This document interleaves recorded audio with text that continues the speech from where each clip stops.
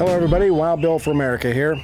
I've been getting notes from people asking me to do a video on Jade Helm, the massive military law enforcement exercise that's coming up in several western states. I can certainly understand people's concerns. Liberalism, headed up by the most lawless president in American history, would love nothing more than to sick a military on American citizens to force us to live under the jackboots of liberalism. But the U.S. military is not yet the organization to do that. Why? Because the U.S. military has always been a force for good in this world, and the men and women of the U.S. military have something many other militaries do not: a conscience. The USA was founded as a nation with a conscience, and that conscience, founded upon the Christian faith, was passed on to our military. Add to that the fact that the United States military hates Obama with a passion.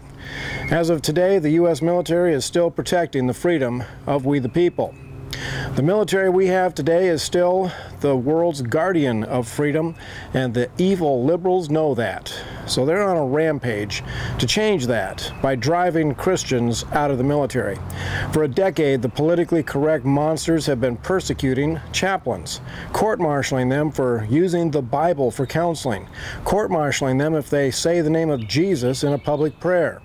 Mikey Weinstein is a left-wing political activist who hates Christians with a passion, calls them monsters, and likens a Christian sharing his or her faith to rape.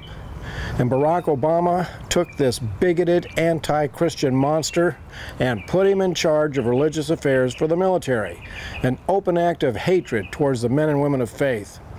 Now, probably the most damaging act against the military has been forcing militant homosexuals into the ranks. Men and women who belong to God cannot participate in any way with homosexuality. And now the men and women of faith are leaving the military in disgust. So what happens when the most powerful military in the world loses its conscience?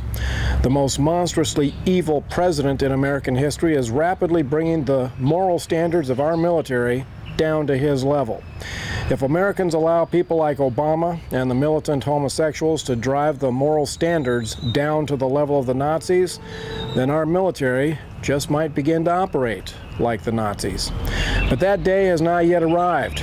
We can still stop the destruction of the U.S. military. We the people need to speak out loud and clear against people like Captain John Foz, one of the military commanders who openly mistreats chaplains because of their faith. Captain Foz is threatening to ruin the career of Chaplain Wes Motor because the chaplain holds a biblical view of marriage and human sexuality. It's time for us to publicly identify military traitors like Foz who violate their oath to suck up to the likes of Obama. Americans should be calling on Congress to investigate Captain Foz and many other commanders who have sold out to the bad guys. If you love and respect the U.S. military, now is the time to stand up, speak out, and defend them against the one enemy that they just can't shoot: their own commanders and the current U.S. government. Operation Jade Helm, not a threat yet. But if we the people fail to stand up for the Christian moral standards that founded this nation, then we may one day face an evil military force in our own land. This is Wild Bill for America. Thank you for watching, and America bless God again.